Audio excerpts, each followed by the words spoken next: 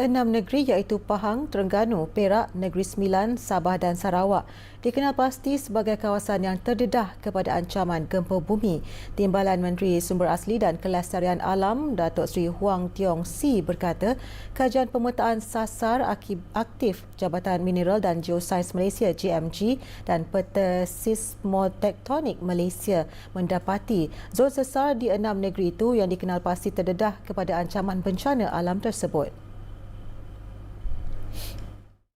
Kejadian gempa bumi yang telah berlaku di Sekamat dan Batu Pahat adalah satu proses pelarasan semula tenaga tektonik yang terkumpul dalam sesar-sesar kuno bagi menstabilkan semula gerak bumi. Dipengaruhi oleh lanjutan jom sesar mesin iaitu sistem sesar utama di Johor Timur. Terus berdasarkan tata-tata sedia ada dan tata terbaru Sekamat khususnya dan Johor amnya masih berada dalam jom selamat.